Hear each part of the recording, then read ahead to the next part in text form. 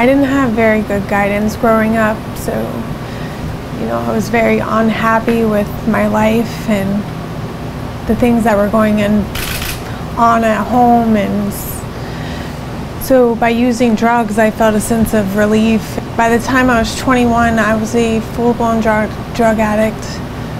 It went from being able to control it to where I needed it like all the time. I got an infection in my heart and I had to go in for immediate open heart surgery to replace a valve, or to fix a valve that was infected, and they weren't sure if I was going to live. You know, I had no reason to not stop doing what I was doing. I had lost everything I owned, lost my child.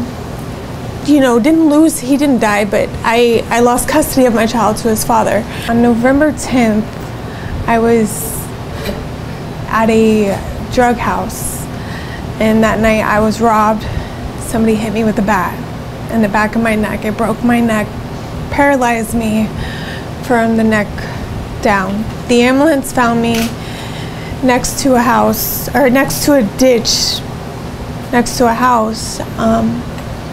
I woke up in the hospital a few days later, staring at the roof with a halo on my head, and they weren't sure if the surgery was what they could do. The damage was so bad.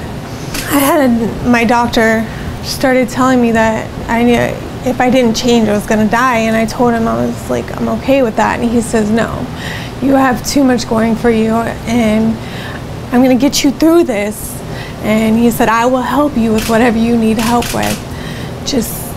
Please, just change, and you know, I'm standing next to you. And that was the first time that somebody had ever cared about me that much. I felt that love, and I was just like, wow. I called Catherine thinking it was actually this other lady, and I said, hey, I need help. Aren't you the lady from the church? And she's like, no, who is this? And I said, this is Katie, and I told her what I was going through, and she's like, I'll be right there.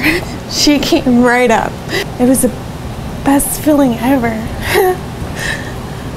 to know that I can see my son again. And I'm like, thank you, God. I knew it was him, because that was my biggest problem of why I stayed out there in the streets, because I didn't want to deal with everything that I had lost. So seeing DJ was